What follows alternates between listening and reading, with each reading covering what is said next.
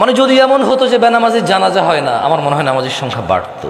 যদি এমন হতো বেনামাজির সাথে কেউ মেয়ে বিয়ে দিবে না, ছেলে বিয়ে দিবে না, আমার মনে হয় নামাজি বাড়তো।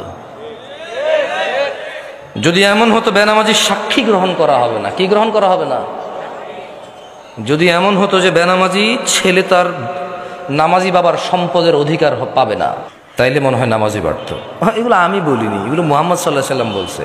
বেনামাজি বেওয়ারিশ থাকে, কারো ওয়ারাসাত পায় না। বেনামাজি কি পায় না? নামাজির ওয়ারাসাত পায় না, পৈতৃক সম্পত্তি পায় না। যে ছেলে নামাজ পড়ে না তার বাপের সে পৈতৃক সম্পত্তি পায় না, ইসলামে সে পায় না। সে মারা গেলে তার জানাজার নামাজ হয় না। বেনামাজি জামাই নামাজি বউ বিয়ে টিকে না হিসেবে, কারণ বাইনাল আবিদি ওয়া বাইনাল কুফরি তারকুস সালাত। বান্দা ও কুফরির মধ্যে পার্থক্য হচ্ছে নামাজ ছেড়ে দেওয়া। তো কাফের আর মুসলমানের তো বিয়ে টেকে না। বাইনাল আবদি ওয়া বাইনাশ শিরকি ওয়াল কুফর তারকুস সালাত। বান্দা শিরিক আর কুফরির মধ্যে পার্থক্য হচ্ছে নামাজ ত্যাগ করা। তো বেনামাজি নামাজি যদি বউ জামাই হয়, টিকবে না, তো থাকবে না এই সংসার। খুব সিম্পল লজিক।